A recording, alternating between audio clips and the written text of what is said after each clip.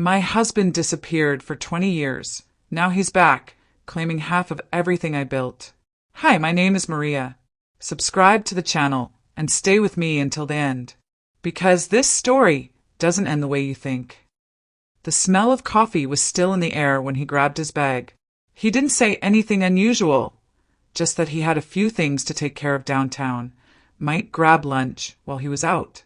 He gave me a light kiss, distracted, a kiss I couldn't read at the time. It tasted like goodbye, but I didn't know that yet.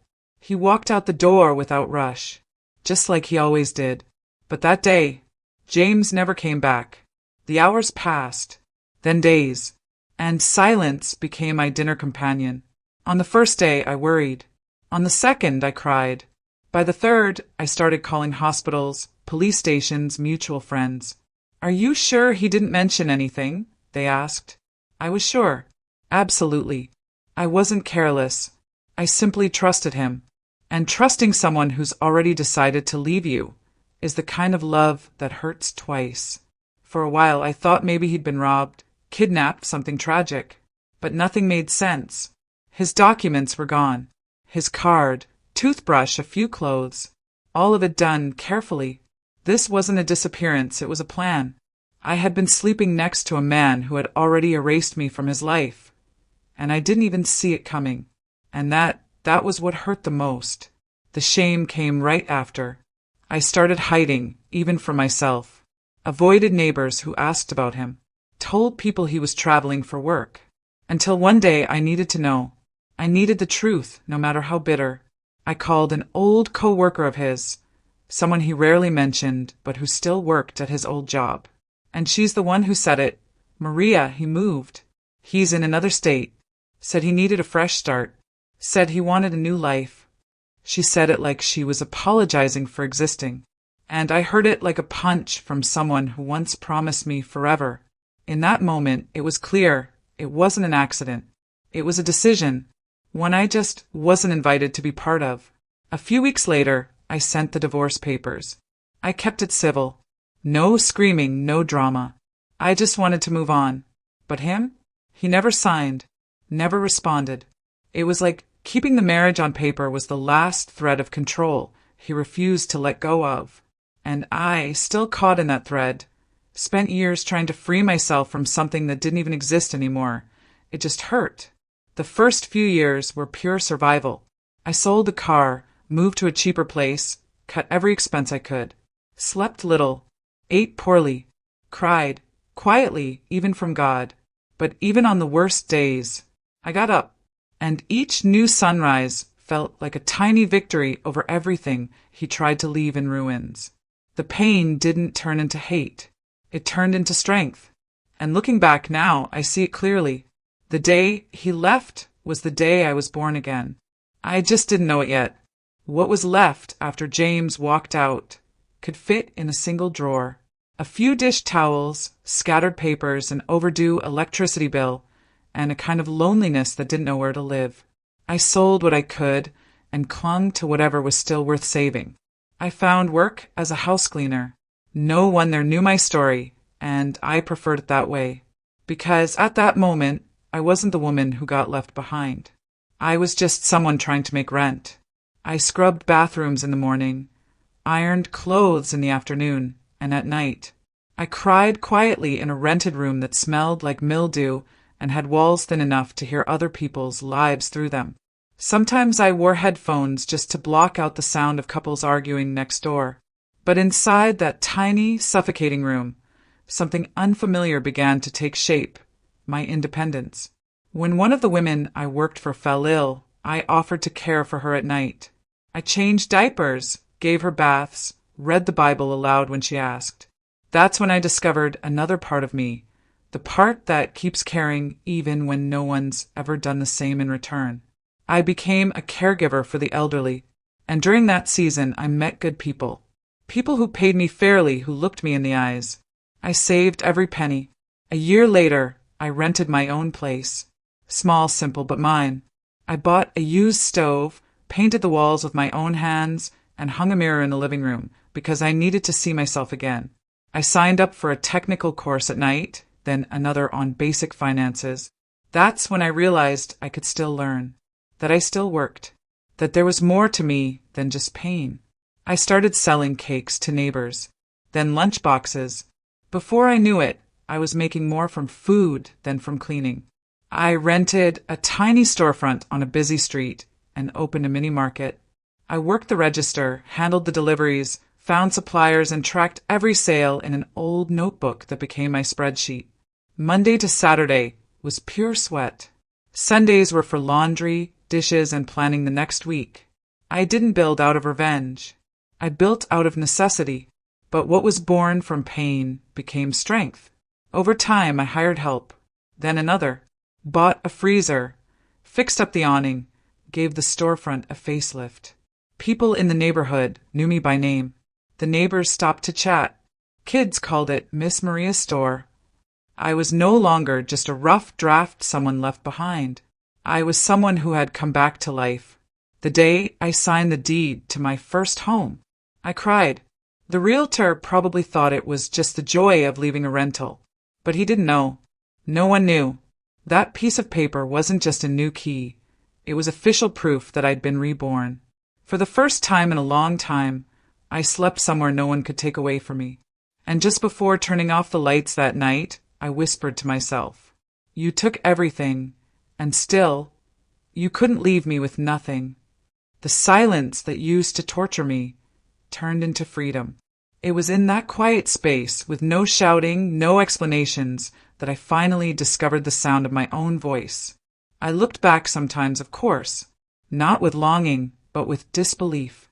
Disbelief that I survived, that I did it all without calling for help. No family nearby, no close friends, no one to lean on but God and myself. For many years, I didn't get involved with anyone. Not because I didn't have the chance, but because something in me had changed. After someone walks away without warning, you start guarding every corner of your soul like a house with no locks. The pain of abandonment builds walls. And for a long time, I lived on the inside of mine. Alone, yes, but alive. My businesses grew slowly, honestly, step by step. I opened a second mini market, then a beverage shop, and later a small cafe. Nothing happened fast. Everything was written down, documented, double-checked. I learned that a signed contract means more than a spoken promise, and each contract was like armor, protection against the past. I started hiring women like me, single mothers, widows, women carrying the weight of the world but still smiling behind the counter. I paid them fairly, taught them the basics of bookkeeping, encouraged them to study. I didn't just want to run a business. I wanted to build a network, because I knew what it felt like to hit rock bottom with no one reaching out a hand. Over time, I bought a few more properties, small, modest, but valuable. Rental homes, commercial spaces, storefronts in growing areas. I didn't show off, didn't change my style.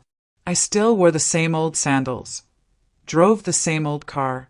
But now, when people in the neighborhood said my name, they said it with respect. Maria's tough. Maria made it. And hearing that meant more than any empty compliment ever could. Once everything was running smoothly, I moved to a small house near the beach. Nothing fancy, just peace, sea breeze, and a hammock on the porch. There I planted herbs, drank coffee while watching the horizon, and sometimes laughed to myself, because I had made it. Alone, yes, but whole. I never thought I'd see James again. He had disappeared so far into time it was like he'd never existed. But time has a way of testing those who learn to walk on their own. And it was on a quiet morning, the kind where the sky wakes up clean, that the past came knocking on my door. The call came early before the coffee had even cooled. It was Roberto, my manager at the first mini market, sounding strange and a little unsure. "Miss Maria," he said, "there's a man here saying he's your husband, and that he's here to reclaim what's his." I froze on the spot. 20 years of complete silence, and now this? My heart raced, but not from longing. It was something else. A mix of shock and suspicion. I grabbed my keys and drove straight there. I needed to see it with my own eyes.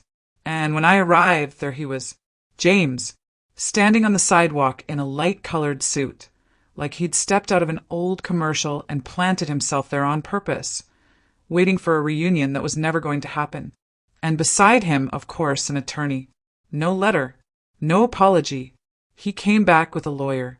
As soon as he saw me, he opened his arms like our last goodbye had only happened yesterday. "Maria, it's been so long." His voice was too sweet, too rehearsed, like he expected me to smile back, like he was returning from a long trip and bringing flowers. But he didn't bring flowers. He brought documents, claims, and a rehearsed line, "She's my wife, and all of this is marital property." I stayed quiet, not out of fear, but because I wanted to hear every word he had the nerve to say. His lawyer spoke in legal terms, joint assets, community property, what was supposedly acquired during our marriage. And I just listened, like someone hearing the weather forecast in another language. Because what kind of union survives 20 years of non-existence?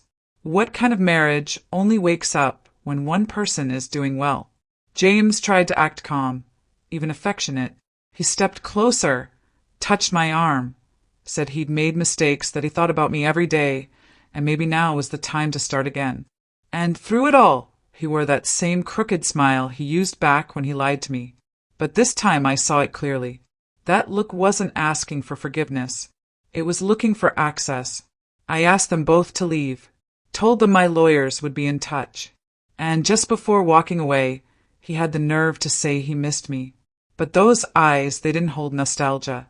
They held calculation, coldness, intent. He hadn't come back for me.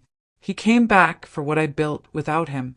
And it was right there, standing in front of the very market I had built from the ground up, watching the man I once loved act like he still had some right to my life, that I finally understood, clear as day. He didn't come back for me. He came back for everything he thought he could still take. As soon as he left, I sat down in my office, took a deep breath, and opened an old folder where I kept everything. Receipts, purchase contracts, property deeds, tax records, and every single piece of paper I'd collected over the years. I never thought I'd need that folder to protect myself from someone I once called my husband, but there I was, building a defense against a man who walked away and now wanted to return as if he still owned something. My accountant came that same day. My lawyer spent the entire following week reviewing the documents with me. And when I told the story to 2 former employees who had been with me since the very beginning, they offered to testify without me even asking. No one there doubted my story. Everyone had seen it. Everyone had witnessed it. Everyone except him. And still he came back acting like saying, "We're still married," was enough to claim it all. James filed a formal motion to divide the assets, claimed the marriage had never been dissolved, that he'd never signed the divorce papers. And because of that, there was still a legal bond between us. He said he was just reclaiming what was rightfully his. And when my lawyer tried to reach out for a simple conversation to understand his position, I said no. There would be no agreement, no compromise, no negotiation. The story he walked away from wasn't going to be rewritten now to fit his convenience. In court, he played his part to perfection. He showed up dressed like a grieving widower of someone still alive, speaking with a shaky voice, saying he had suffered deeply and only disappeared because of unbearable emotional pressure, that he'd been lost, confused, and that I had misunderstood his silence, as if 20 years could fit inside an excuse, as if vanishing for 2 decades, then showing up out of nowhere, was something that could ever make sense. I didn't cry. I didn't lash out. I didn't raise my voice. When the judge gave me the floor, I just laid out the facts, one by one, date by date, document by document. I showed that everything, every property, every business, every contract came after he left. That all of it was built by one woman alone, not out of pride, but out of survival. I showed that yes, he never signed the divorce, but he also never responded, never reached out, never took part in anything. He chose to disappear, and he succeeded. He just never imagined the world would move on without him. As we left the courtroom, he tried to meet my eyes, maybe hoping for a reaction. But I gave him nothing. There was nothing left. No anger, No sadness. Just one truth that had taken root deep inside me and never left. Just because you disappeared doesn't mean time stood still. It moved forward, and it carried me with it. The trial began on a cloudy morning. No audience, no media buzz, but inside that small courtroom, 20 years of silence were about to find their voice. I sat beside my attorney, hand steady in my lap, while he walked in wearing the same light-colored suit and the same smile that fooled no one anymore.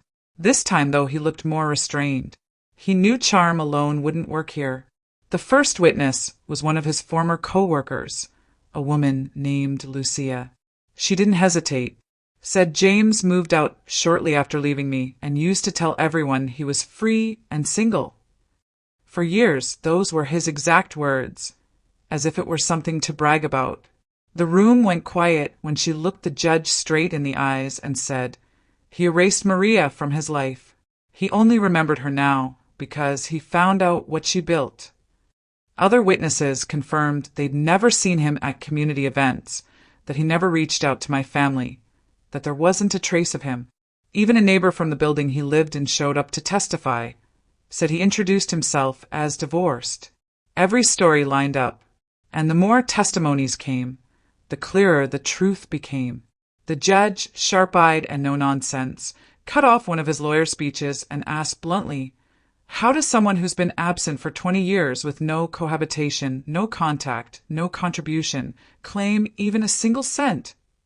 The silence that followed spoke louder than anything else said that day. When it was my turn, I simply confirmed the facts, handed over the paperwork, and signed what needed signing.